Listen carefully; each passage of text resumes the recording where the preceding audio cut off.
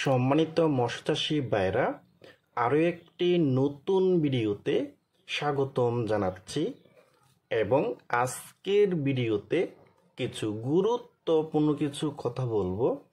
কম খরচে পুকুরে হাইব্রিড মাগুরের চাষ কিভাবে করবেন এবং হাইব্রিড মাগুর মাছকে কী খাবার দিবেন এবং হাইব্রিড মাগুর মাছটা মাত্র 3 মাসে কিভাবে বাজারে বিক্রি করতে পারবেন।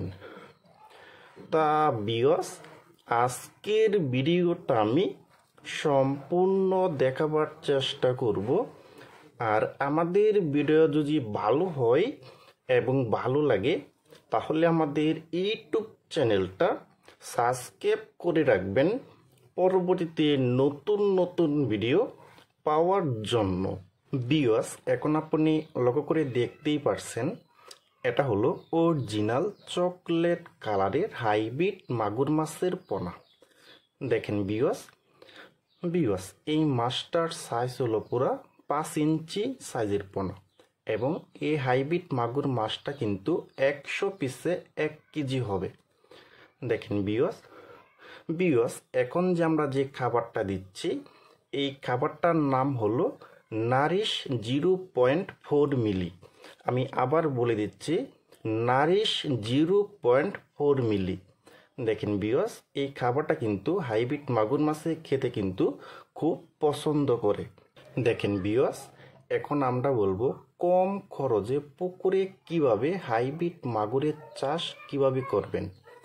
ভিউয়ার্স, কম খরচ বলতে এই হাইব্রিড মাগুর মাছকে আপনি প্রধান খাবার দিতে হবে মুরগির নাড়ি বুড়ি এবং মুরগির লিটার এবং মাছের শুটকি এবং আপনার পুকুরে যত বেশি ময়লা আবর্জনা এবং ক্ষুদিপেন আছে সব খাবারই কিন্তু এই হাইব্রিড মাগুর মাছে খেয়ে ফেলবে।